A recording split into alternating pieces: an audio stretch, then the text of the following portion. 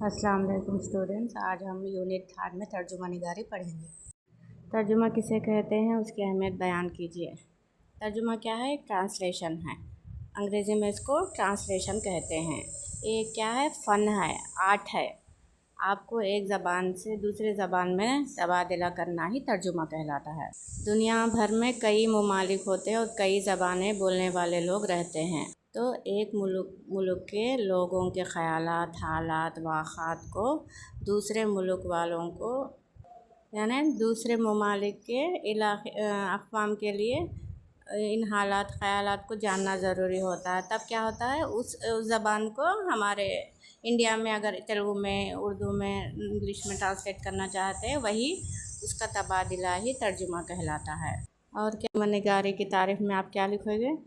किसी एक ज़बान में बयान करदा ख़यालात, मालूमात को दूसरी ज़बान में इस तरह मुंतक़िल करना कि एक ज़बान की बात दूसरी ज़बान में मुकम्मल और वाज़ेह तौर पर मुंतक़िल हो जाए, यानी क्लियरिटी के साथ आपको समझ में आ जाए, तो वो क्या है? तर्जुमा निगारी है। तर्जुमा क्या है? दो ज़बानों के दरमियान होता है। जिस ज़बान से तर्जुमा किया जाता है उसे क्या कहते हैं? वसीले की ज़बान या सोर्स लैंग्वेज कहते हैं। और जिस ज़बान में किया जा रहा है उसे क्या बोलते हैं? हदफ की ज़बान यानी टारगेट लैंग्वेज। तर्जुमा करने के लिए हमें दोनों ज़बानों की इबारतों का सामने रहना ज़रूरी होता है, जिसको हम लोग मतन या टेक्स्ट कहते हैं।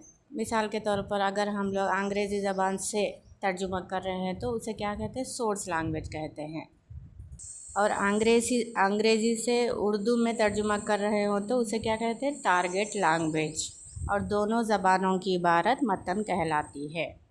और तर्जुमे की अहमियत। तर्जुमा निगारी कौमों की तरक्की के लिए बहुत ज़रूरी है। तर्जुमे की मदद से हम लोग एक ज़बान और तहज़ीब का दूसरी ज़बानों और तहज़ीबों से तारुफ़ कराते हैं, यानी एक कौम के इल्मी ज़ख़ीरे से दूसरे कौमें आगाह होती हैं।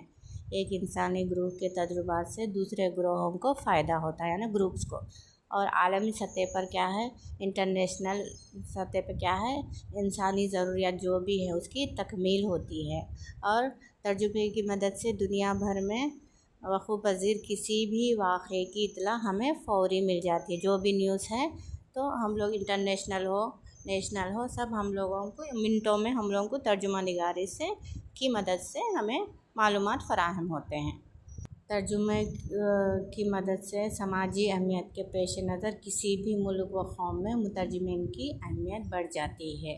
और दो ज़बानें बोलने वाले मुल्क के सरबराह जब मुलाकात करते हैं तो उनके दरमियान एक मुतरजिम होता है जो दोनों के ख़यालात को फ़ौरी तर्जुमे के ज़रिए से पेश करता है। आपने देखा होगा कि अगर USA का कोई लीडर इंडिया में आता है तो वो अंग्रेज़ी में बोलता रहता है, तो तेलुगु और हिंदी में एक ट्रांसलेटर फ़ौरी तौर पर ट्रांसलेट करके हमें मालूम वो जो भी बोल रहा है ट्रांसलेट के ज़रिए हमें मालूमात फ़राहम करता है, उसी को तर्जुमा कहते हैं।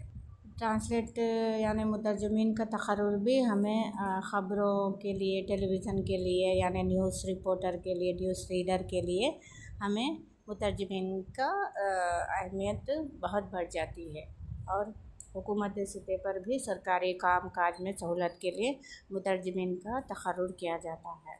और उलूम की किताबों का तर्जुमा भी माहिरीन की मदद से मुसलसल जारी रहता है, यानी कंटिन्यूस होता रहता है।